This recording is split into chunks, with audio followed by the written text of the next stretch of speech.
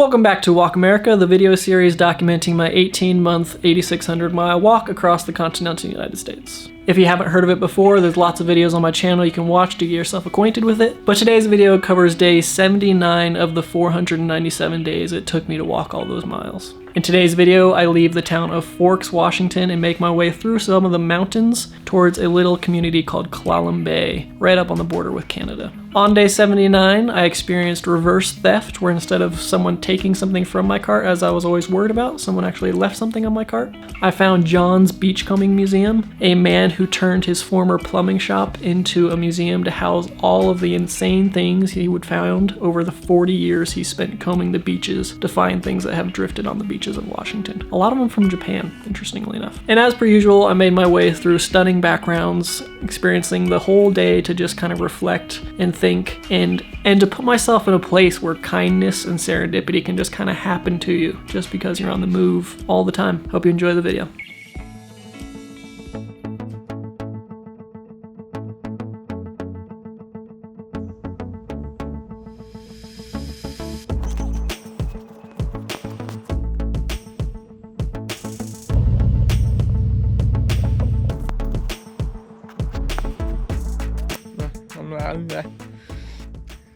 Sleeping outside in the Olympic Peninsula is a lot like jumping into a pool with all your clothes on and then crawling into a bed and trying to sleep.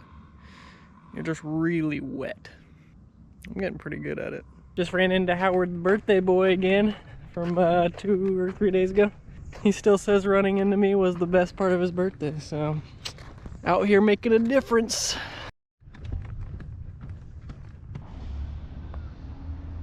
I'm in Forks at the moment. I was just picking up a few things at the grocery store. Got some Starburst. Sometimes I just feel like something sweet and that would like last a while. Anyway, so what I do when I go shopping is I find somewhere sort of tucked out of the way to hide my cart. And obviously it's not really hidden, but not a ton of people tend to like walk behind the grocery store.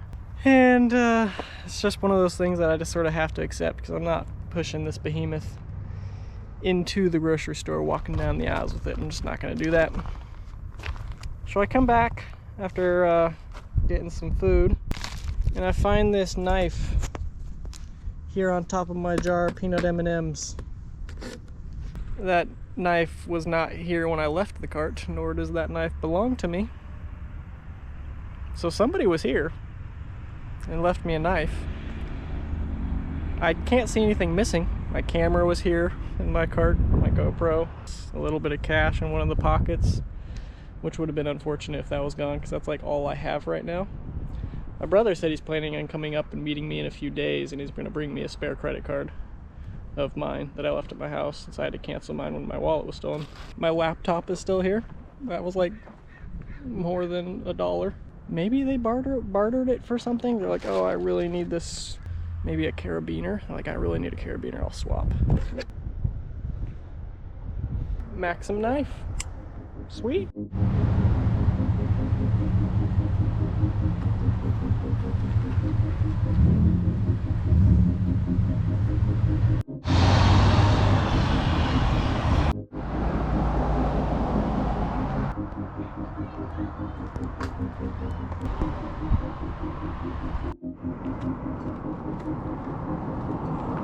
Day 79, leaving Forks, headed up towards Clallam Bay. Won't get there today.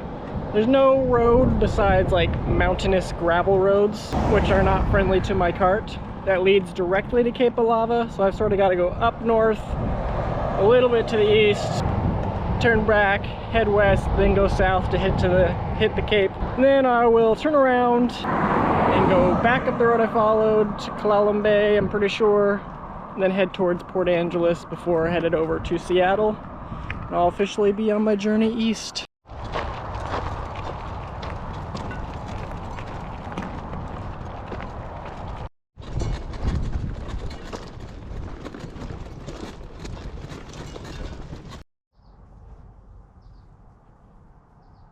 Little mannequin here. Man, yeah, I made him. Salty Sam. Salty Sam. Salty Sam the Drift Man.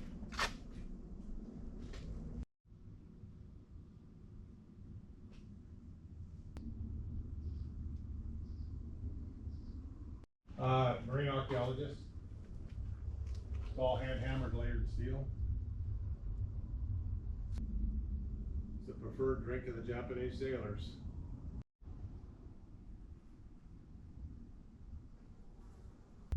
It's amazing how much stuff wound up in the ocean from the Japanese tsunami. Yeah, we didn't find the owner of that ball, but we returned several balls. John Anderson. I've been beachcombing for 45 years.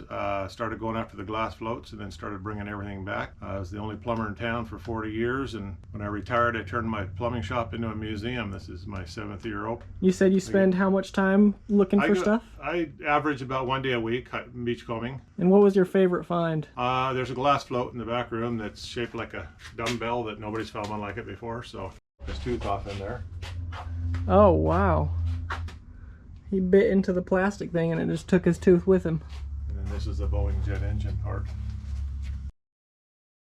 Yeah, Boeing wanted to come confiscate it, but they finally told me what it was, and they wouldn't tell me what plane it came from. The container spill stuff, the great Nike shoe spill in '91, Avia women's shoe. I noticed you had a ton of the exact same shoe. I was like, man, what are the odds? Dog toys, lighters, melted wax and plastic. Melted plastic? What causes it to melt? I don't know, fire or somebody goofing around, whatever. My son wrote that. Started out with the lighter collection. The first container spills I happened upon back in the 70s. And so did you find a bunch of them all at the same time? Oh, they were all up and down the beach and out of the driftwood. Container spills. And these hockey gloves and these camera bags came from container spills too. 1,200 to 1,500 containers lost each year? Yep. Whoever pays the most, oh, I see, on the ship, so it has the least likelihood of being swept off. This is when I first started. When I would pick bottles up, I would just try and get one of each kind because everything was glass, and now everything's plastic. So if it's glass now, it's a keeper, and I bring it home. Sure, and plastic is just recycled, or? Yeah. These big iron rings, these are mast rings and boom rings from the old sailing ships that crashed on the coast out here in the 1800s. One of these is from the Austria up at Cape of Lava where you're going. Is there a sunken ship up there? There's a shipwreck there. If it's low tide, you can go out right off where the digs are. You can go right out. There's an anchor out there. They won't let you take that one? Yeah. A friend of mine had a logging outfit. He took a boat in there with some barrels and tried to lift it up and take it out, but it never worked. So. Oh, so they don't care if you take it. It's just the logistical difficulty. German sailor. How old do they get? These were like 6 years in the water, these first two. Ship surgeon on the USS Oklahoma. School kids. Now you write back to them about their bottle you found, and then the whole class writes back to you. School kid. This is my favorite. From the 90s. I mean, these are getting old. This is John Bailey. He tells about his school, and he goes on to tell about his project. And he says, I got 2 brothers and one sister. My dad wrestles a lot. I got a stepmother too. She is lazy. You keep finding them, huh? Yeah, I found a few this year. This is my oldest one from 1975. Were you able to find him? No, he was deceased. And those are drift cards that you send in, and they tell you where they dropped them off. Seeds from the Amazon that wash up on the Gulf Coast of Texas and Florida. These are sea hearts. These grow the big tall jungle vines hundreds of feet tall like Tarzan swings on. Sea purse. These are hamburger beans. You pack them in your pocket for good luck, and they get all polished up like that. Yeah, they look exactly like hamburgers. Well, okay, exactly might be a stretch, admittedly, but right. So I give these out. So take that, and you can work it with your fingers. It'll get really polished back, and it'll bring you good luck. I could use that. So this has some of my best stuff in here. That's my favorite there on the bottom in the middle. Oh, the one shaped like a weight, kind of. Yeah. The ones in the case here are the ones the collectors like because of the shape or the color or the marking on them. Yeah. Do they have value besides? Oh yeah. Like you could sell them if you were so inclined? Yeah. the rocket they launched trying to win the $10 million X Prize. I launched that off my ocean property. Oh yeah? Rocket engine blew out, and they cut that spaceport out, gave it to me for helping them once it crashed in the water. There's the whale skull.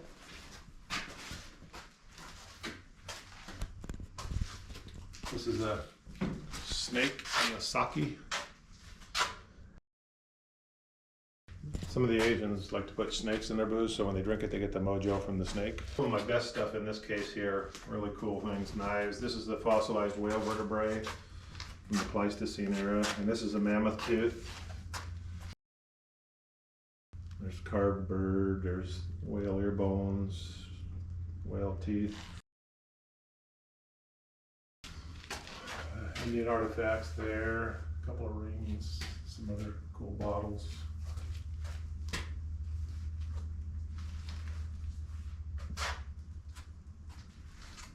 Couple of rings. Imagine you wouldn't find a ton of rings just because. Yeah, I don't use a metal detector, so those are just happen to see them. Oh, you're not interested in carrying a metal detector out there? No, where I go, there's it's not a real populated beach. Oh, so that kind of stuff won't like wash up. I understand. So heading over.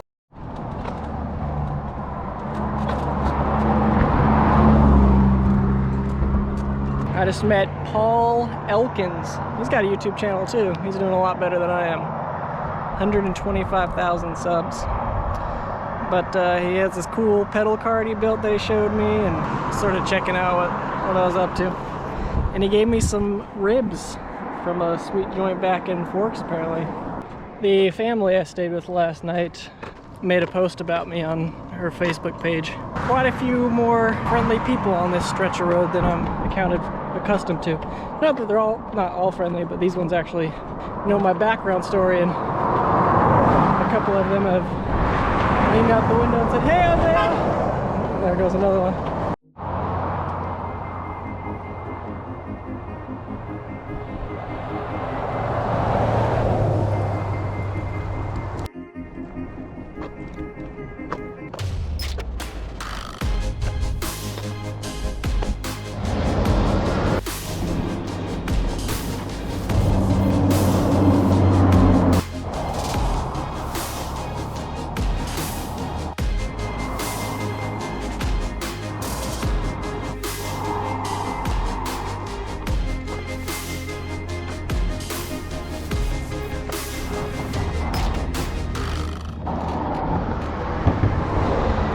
Really humid. I finally found some shade about 15 miles in. I'm not gonna make it to Clallam Bay, which I knew, but I'm going a little slower because of the heat. Soon I'm gonna have to cross over those.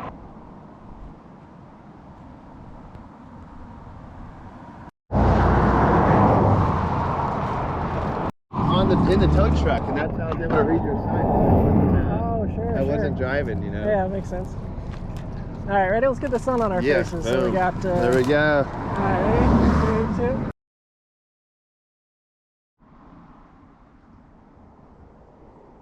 2. Just got off the 101 onto 113. It'll take me up to Clallam Bay, which is 16 miles ahead.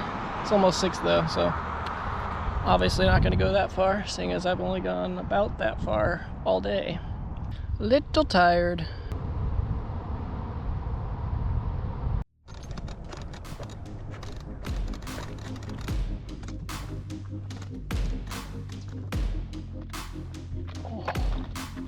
Ow.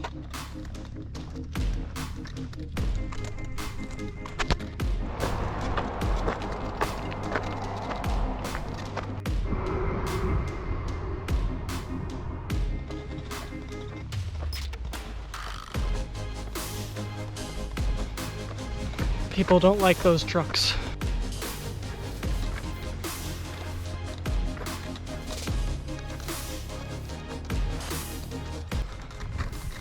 Holding me back. I can do at least 80. My top speed is about 4. Does anyone care about this information?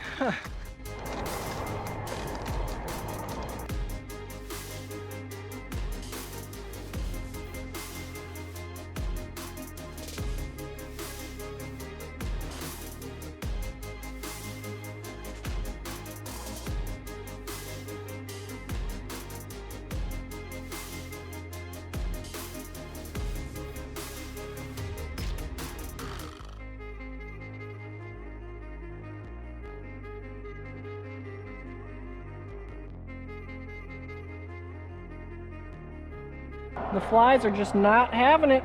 There, it's not, no. Yeah, flies are, oh.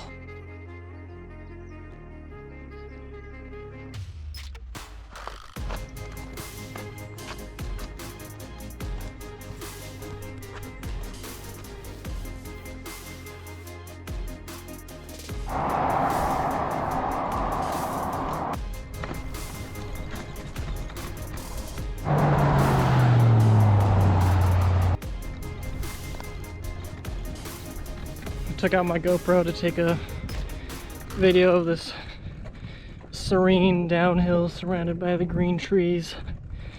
All of a sudden this really loud truck whips around the corner from behind me and drives down, so it kind of ruined the serenity of the shot. Now the funny part was as it goes past me, it's towing this big trailer. On the back of it says in huge stylized letters, "Stealth," which seemed ironic.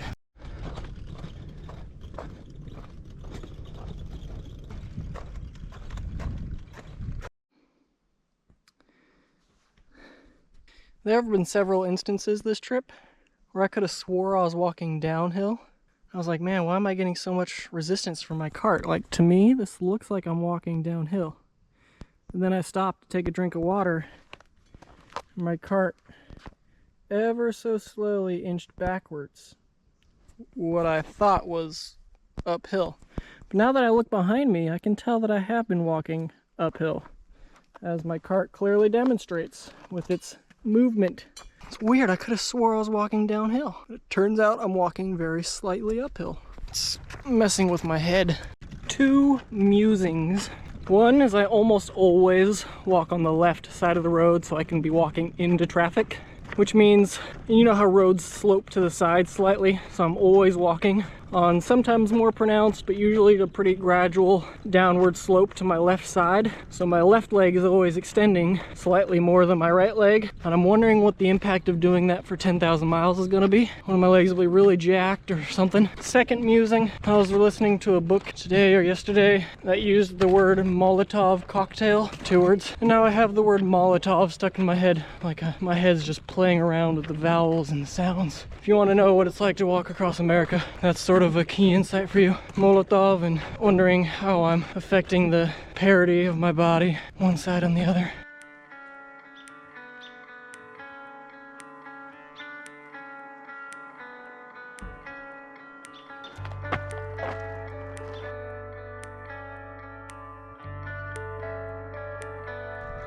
I just realized that what I'm doing is kind of crazy. It's fun.